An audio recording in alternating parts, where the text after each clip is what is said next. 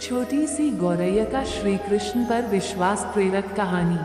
कुरुक्षेत्र के युद्ध क्षेत्र को विशाल सेनाओं के आवागमन की सुविधा के लिए तैयार किया जा रहा था।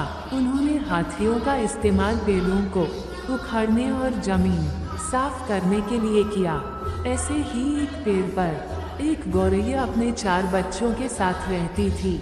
जब उस पेड़ को उखाड़ा जा रहा था तो उसका घोंसला जमीन पर गिर गया, लेकिन चमत्कारी रूप से उसकी संतानें अनहोनी से बच गई। लेकिन वो अभी बहुत छोटे होने के कारण उड़ने में असमर्थ थे, कमजोर और भयभीत। गौरैया मदद के लिए इधर उधर देखती रही। तभी उसने कृष्ण को अर्जुन के साथ वहां आते देखा। वे युद्ध के मैदान की जांच करने और युद्ध की शुरुआत से पहले जीतने की रणनीति तैयार करने के लिए वहां गए थे। उसने कृष्ण के रथ तक पहुंचने के लिए अपने छोटे पंख फड़फड़ाए और किसी प्रकार श्री कृष्ण के पास पहुंची। हे कृष्ण, कृपया मेरे बच्चों को बचाए, क्योंकि लड़ाई शुरू होने पर कल उन्हें कुचल दिया जाएगा। सर्वव्यापी भगवान बोले, मैं तुम्हारी बात सुन रहा हूँ, लेकिन मैं प्रकृति के कानून में हस्तक्षेप नहीं कर सकता।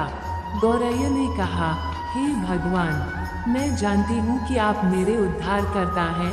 मैं अपने बच्चों के भाग्य को आपके हाथों में सौंपती हूँ।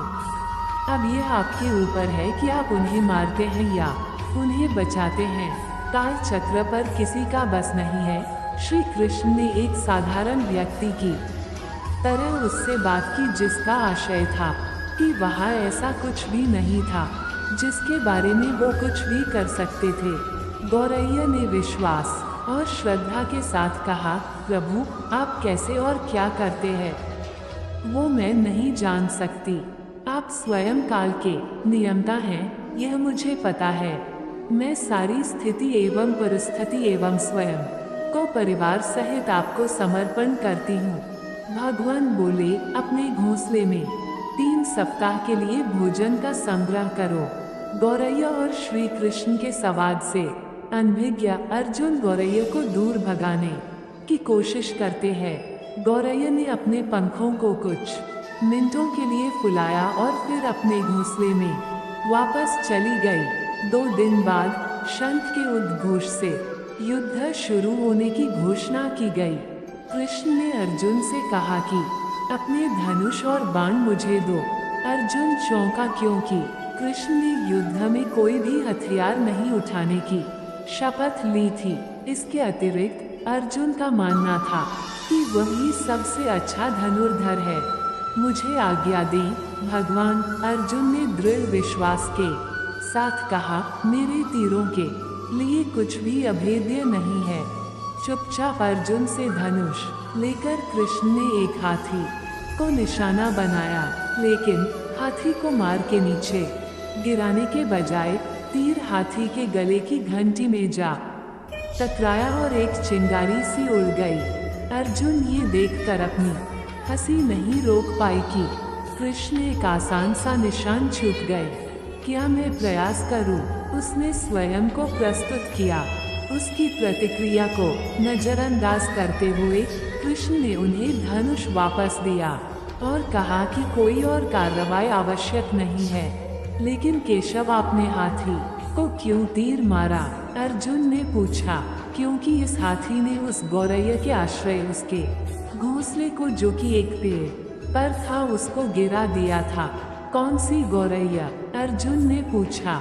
इसके अतिरिक्त हाथी तो अभी स्वस्थ और जीवित है, केवल घंटी ही टूटकर गिरी है। अर्जुन के सवालों को खारिज करते हुए कृष्ण ने उसे शंख फूंकने का निर्देश दिया। युद्ध शुरू हुआ। अगले 18 दिनों में कई जानें चली गईं। अंत में पांडवों की जीत हुई। एक बार फिर कृष्ण अर्जुन को अपने साथ सुदूर क्षेत्र में भ्रमण करने के लिए ले गए। कई शव अभी भी वहाँ हैं जो उनके अंतिम संस्कार का इंतजार कर रहे हैं। जंग का मैदान गंभीर, अंगों और सिर बेजान सीढ़ियों और हाथियों से अटा पड़ा था। कृष्ण एक निश्चित स्थान पर रुके और एक घंटी, जो कि हाथी पर बांधी जाती थी, उसे देखकर विचार करने लगे। अर्जुन, उन्होंने कहा, क्या आप मेरे लिए ये घंटी उठाएंगे और इसे एक तरफ रख देंगे? निर्देश बिल्कुल सरल था, परंतु अर्जुन के समझ में नहीं आया। आखिरकार विशाल मैदान में जहाँ बहुत सी अन्य चीजों को साफ करने की जरूरत थी, कृष्ण उसे धातु के एक टुकड़े को रास्ते से हटाने के लिए क्यों कहेंगे? उसने प्रश्नवाचक दृष्टि से उनकी ओर देखा। हाँ, ये घंटी, कृष्ण ने दोहराया, ये वही घंटी है जो हाथी की गर्दन पर पड़ी थी, जिस पर मैंने तीर मारा था।